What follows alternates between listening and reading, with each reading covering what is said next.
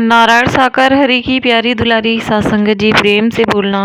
नारायण साकार हरि की संपूर्ण ब्रह्मांड में सदा सदा के लिए जय जयकार हो, जय जयकार हो, जय जयकार हो। जगत जननी साकार माँ माते श्री की संपूर्ण ब्रह्मांड में सदा सदा के लिए जय जयकार हो, जय जयकार हो, जय जयकार हो। नारायण साकार हरि एवं जगत जननी साकार माँ माते श्री जी के पावन कमल श्री चरणों में हम सभी जीवात्माओं का कोटि कोटि नमन बंदन प्रणाम स्वीकार हो, स्वीकार हो। आप समस्त हरिभक्तों के चरणों में जीवात्मा का कोटि कोटि प्रणाम स्वीकार हो, स्वीकार हो। प्यारी दुलारी सत्संग जी, गुरु तो हमेशा ही माध्यम होते हैं नया रास्ता दिखाने के लिए, परमात्मा तक पहुंचाने के लिए।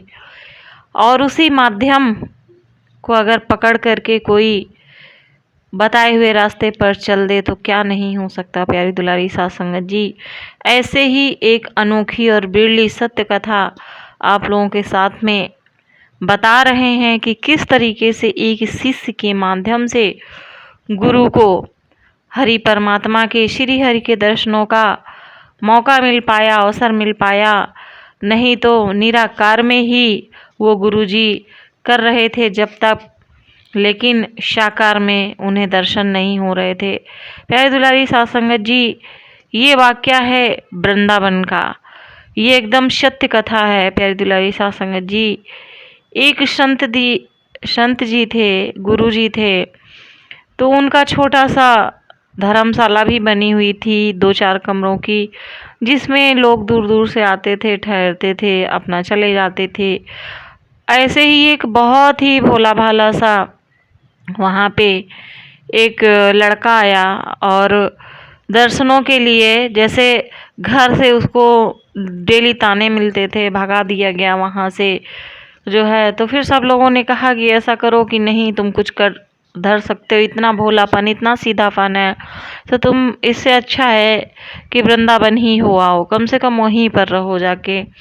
तो वहाँ पर आया, वो बहुत ही सीधा था, वहाँ पे ठहरा आके और वो गुरु जी की सेवा करने लगा। जब गुरु जी की सेवा करने लगा तो एक नाता अपनेपन का बना, और उसके साथ और भी लड़के थे, वो भी वहाँ रुके आके, मगर वो चाव चालाक थे लड़के, तो उनको बाजार हाट के और वैसे काम सौंप दिए गए।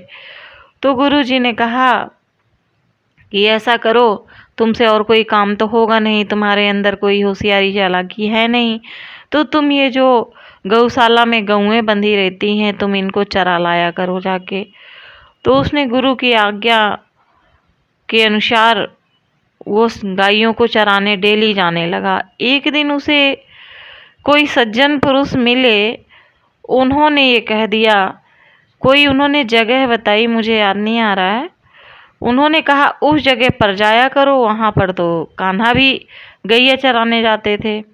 जब उन्होंने ऐसा कहा तो उसके आश्चर्य का ठिकाना ही न रहा कि चराने जाते थे से क्या मतलब है। उसने सोचा कि जब भगवान हैं, हरि हैं, तो वो तो अब भी आते होंगे, काम उन्होंने छोड़ थोड़ा ही दिया होगा, अब भी वही काम करते होंगे, क्योंकि अब भी लोग उन्हें ग्वाला कहते हैं, अब भी लोग उन्हें कानूड़ा कहते हैं, तो उन्होंने छोड़ थोड़ा ही दिया होगा। ऐसा उस भक्त ने अपने मन में विचार किया, क्योंकि बहुत ही भोला था, बहुत ही सीधा था, और उसने सोचा मैं कल से वहाँ पे उसी जगह जाया करूँगा ऐसा। और उसको रात भर नींद नहीं आई, वो बार बार यही प्रार्थना करता रहा। उसको बहुत उत्सुकता हो रही थी, बहुत उतावलापन हो रहा था उसके मन में कि मैं उस स्थान पर जाऊंगा और हो सकता है मुझे श्री हरि वहाँ पर मिल ही जाएं, उनके दर्शन ही हो जाएं। तो वो बहुत रात भर उसने विनती किया, रात भर विनती किया कि आप हमें वहाँ ज़रूर मिलना, आप हमें वहाँ ज़रूर मिलना। और उसका भाव इतना ज़्यादा प्रबल था और वो भोला इतना था कि उसके मन में कोई छल कपट था ही नहीं। तो वो दूसरे दिन वहाँ पर गया, चारों तरफ वो ढूंढता रहा कि शायद हमें यहाँ पर मिल जाए गैया चराते हुए ग्वाल बालों के साथ में, मगर उस दिन उसको मुलाकात नहीं हुई। वो लगातार वहाँ जाने लगा और प्रार्थना करने लगा, घर पे ही रात रात भर सोता नहीं, प्रार्थना ही करने लगा वो।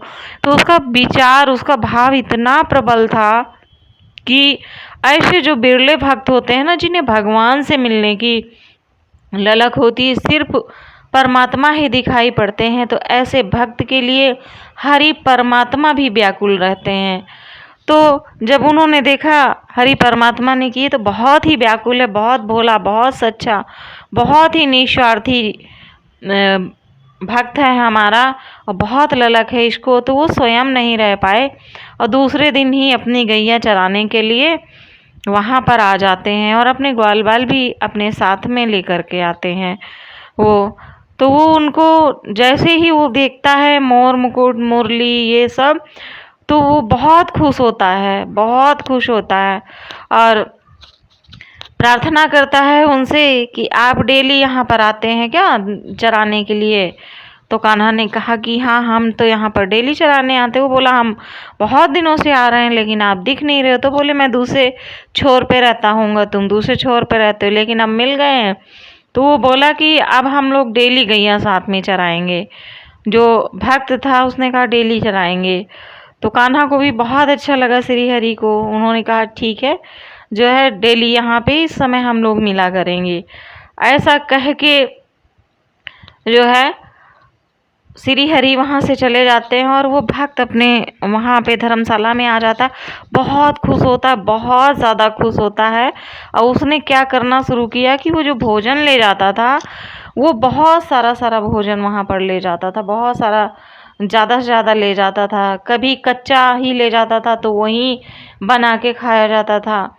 तो ये गुरुजी ने एक दिन नोटिस किया। गुरुजी बोली ये इतना सारा किसके लिए लेके जाता है, खुद तो अकेला जाता है। तो गुरुजी ने उससे टोक दिया। गुरुजी बोले कि तुम इतना सारा डेली बांध के ले जाते हो, किसके लिए ले जाते हो। तो वो तो ठहरा बहुत ही भोला सा भक्त। उसने कहा कि ये तो मैं कन्हैया के लिए ले जाता हूँ। तो भगवान उसके गुरु ने कहा कि कन्हैया के लिए ले जाते हो, तुमको कन्हैया कहाँ मिलता, कैसा है कन्हैया। तो उसने बताया ऐसा ऐसा है कन्हैया, उसके साथ बहुत सारे ग्वाल बाल होते हैं, बहुत सारी गैया होती हैं उसके साथ में, और वहीं हम बनाते हैं खाते हैं। कभी बना हुआ ले जाते हैं तो उसे भी खाते हैं। तो जो उसके साथ के उसके दोस्त थे, मित्र थे, वो बहुत हंसे, ताली बजा बजा के हंसे कि पागल हो गया है, जो है ये ऐसी मनगढ़ंत कहानियाँ बता रहा है। तो गुरुजी इसकी बात पे विश्वास मत करना।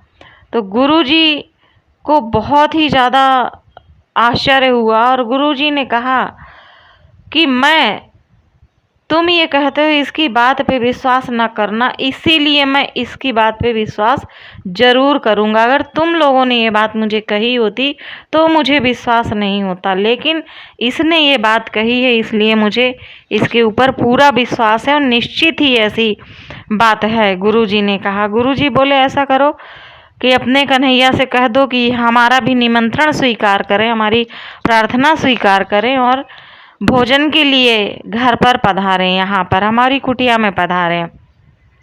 भक्त ने कहा ठीक है गुरुजी, हम आपकी ये सूचना जो है श्री हरि तक पहुँचा देंगे। ऐसा कह के वो चला जाता है और कन्हैया से कहता है कि हम जो है हमारे गुरुजी ने आपके लिए एक निमंत्रण भेजा है, प्रार्थना की है आपसे कि आप उनके साथ में बैठ के भोजन करें, उनके हाथ का भोजन करें, उन्होंने बुलाया है। तो कन्हैया ने कहा कि भाई जो है हमारा तो तुमसे दोस्ती है, हम तुम्हें जानते हैं, हम तुम्हारे गुरु को नहीं जानते हैं, हमारी तुमसे मित्रता है। जैसे ही इतना कहा कन्हैया ने, वैसे ही वो निराला भक्त उठा वहाँ से और चल दिया कन्हैया की गायों से, अपनी गाय अलग करने लगा, हाँकने लगा, चलो चलो चलो चलो चलो। कन्हैया पीछे भागे। कन्हैया बोले अरे भाई तुझे क्या हो गया, तू ऐसे क्यों मुंह फेर के जा रहा है, मुंह फुला के जा रहा है, मैंने तुझसे तो कुछ कहा ही नहीं, क्यों जा रहा है तू और कहाँ जा रहा है। तो वो बोला कि तुम जब हमारे गुरु को नहीं जानते तो हम भी तुम्हें नहीं जानते, हमें तो सारी बातें गुरु ने ही बताई, तभी हम तुम्हें पहचान पाए। जो है तुम गुरु को नहीं जानते, हम तुम्हें नहीं जानते, अब हम गुरु को क्या अपने जवाब देंगे जाके, और हम तो जा रहे हैं यहाँ से। ऐसे निराले भक्त के आगे भगवान भी विवश हो गए। भगवान ने कहा भाई तू रुक, जो है ऐसा कर कि हम वहाँ नहीं जा सकते, अपने गुरुजी से कहना कि वो यहीं पे ले आएँ, यहीं पे वो बनाएं, यहीं पे खिलाएं आके। तो वो बहुत खुश हो गया, वो गया, उसने अपने गुरुजी से कहा। गुरुजी को खुद ही सब्र नहीं हो रहा था, शाम को आए बताए कि क्या बोला उन्होंने। उसने कहा, कन्हैया ने कहा है कि भाई अपने गुरुजी से बोलो यहीं आके बनाए खिलाए वो यहाँ नहीं आ सकते हैं। तो उन्होंने कहा कि ठीक है, हमें क्या, हमें तो बस अपने हरि के दर्शनों से मतलब है, कहीं भी जाना पड़े। तो उसके गुरुजी पूरी रात नहीं सोते हैं कि कल भगवान से मिलन होगा। मारे खुशी के बहुत तैयारियां करके रखते हैं, बहुत सारी तैयारियां की, और वो सारा बनाने का, भोजन बनाने का प्रबंध करके और अपने शिष्य के साथ में जंगल में पहुंच जाते हैं। किसी भी शिष्य को साथ नहीं ले जाते, सिर्फ वही शिष्य जाता है। वहाँ पे गुरुजी ने बनाना शुरू किया, पूरा भोजन प्रसाद बन के तैयार हो गया। उसके बाद में गुरुजी बोले तुम्हारा कान्हा तो आया ही नहीं और भोजन प्रसाद भी बन के तैयार हो गया। शिष्य बोला नहीं, वो तो कब के यहीं पे बैठे हुए हैं, गाय चर रही हैं, ग्वाले बैठे हैं, कन्हैया बैठा हुआ है। तो गुरु ने सोचा इनको दिखाई पड़ रहे हैं, हमें नहीं दिखाई पड़ रहे हैं। गुरु ने कहा जल्दी लगाओ, जल्दी जो है भोजन की थालियां लगाओ, जल्दी परोसो। शिष्य ने फटाफट परोसा, सबके आगे रखा। भोजन तो जा रहा है, भोजन भी कम हो रहा है, भोजन भी जा रहा है, बट रहा है, मगर सिर्फ शिष्य ही देख पा रहा है। भगवान ने पर्दा कर दिया, गुरुजी देख नहीं पा रहे हैं। जैसे ही गुरुजी को एहसास हुआ कि हम नहीं देख पा रहे हैं, वैसे ही गुरुजी की आंखों से अश्रुधारा बहने लगी। गुरुजी रोने लगे कि हे कान्हा, हे श्री हरि, हे मेरे भगवान, हे मेरे आराध्य, ऐसा मुझसे क्या पाप हुआ है, क्या ऐसी गलती मुझसे हुई है कि मैं आपको देख नहीं पा रहा हूँ, बस महसूस कर पा रहा हूँ। अब मेरा मन बहुत ज़्यादा विचलित हो रहा है। और ऐसा कह के वो रोने लगे बहुत ज़्यादा। तो शिष्य से नहीं रहा गया, शिष्य को समझ में आया कि गुरुजी को तो दिखाई ही नहीं पड़ रहे हैं।